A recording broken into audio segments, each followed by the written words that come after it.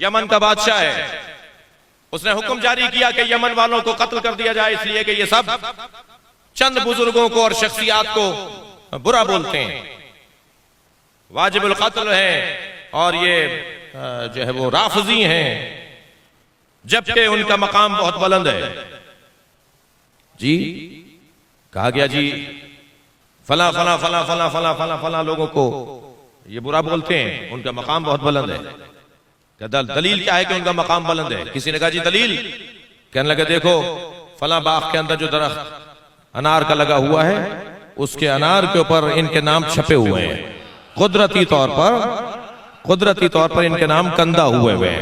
अगर अल्लाह इनसे प्यार ना कर रहा होता, अगर अल्लाह के नजदीक इनका मकाम नहीं होता, तो ये दरख्त अनार के ऊपर इनके नाम लिखे हुए हैं। जी बुला लिया गया, मोहम्मदून सलासा, 3 मोहम्मद नामी हमारे मुज्तहिदीन उस वक्त में, बताओ जवाब दो। जाके देखा साहब अनार के ऊपर वाकई कुछ नाम लिखे हुए हैं, ये तो अल्लाह ने नाम लिख के भेज दिया अनारों पर, तुम इन्हें बुरा बोलते हो। इन्होंने कहा जी हमें 3 दिन चाहिए, हम 3 दिन के बाद आपको जवाब देंगे। 3 दिन इन्होंने रोजा रखा। मैं एक आरिफ की खिदमत में था, जब कोई बहुत बड़ी अजीम हाजत होती है तो उरफा का दस्तूर है कि वो रोजा रखकर दुआ मांगते हैं। मैंने एक बुजुर्ग से पूछा कि क्या फलसफा है कि रोजा रखकर दुआ मांगी जाती है? फरमाने लगे कि रोजा रखने से बदन में शुबहनाक ग़िज़ाएं ज़ाइल हो जाती हैं, तब दुआ कबूल होती है। सलवात पढ़ ले जरा मोहम्मद व आले मोहम्मद।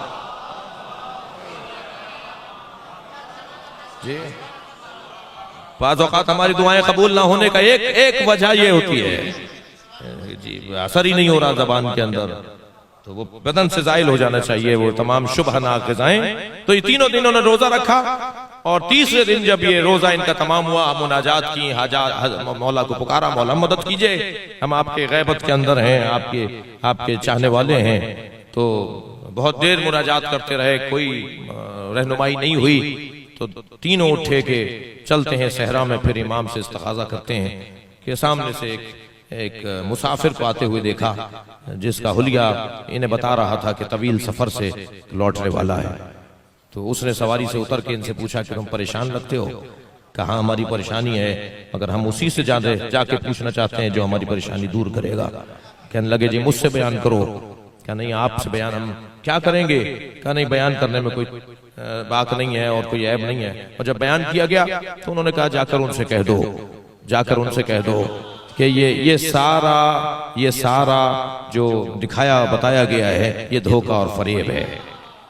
और ये धोखा और फरेब इस तरह से है कि इस बादशाह का फलां वजीर है, उसके घर में फलां संदूक है और संदूक में सांचे रखे हुए हैं।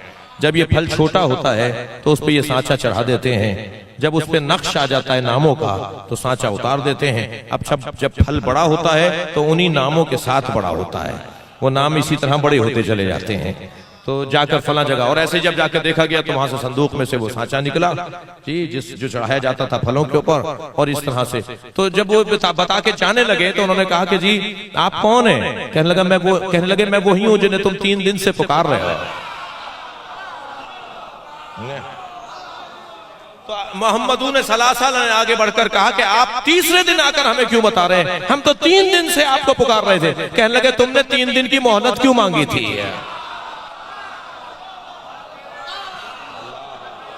सलावत पढ़े मोहम्मद व आले मोहम्मद।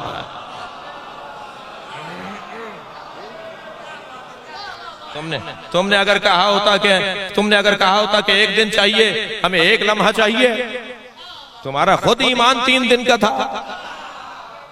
तुम मुझे 3 दिन बाद चाहते थे, मैं 3 दिन बाद आ गया। सलावत पढ़ ले मोहम्मद व आले मोहम्मद।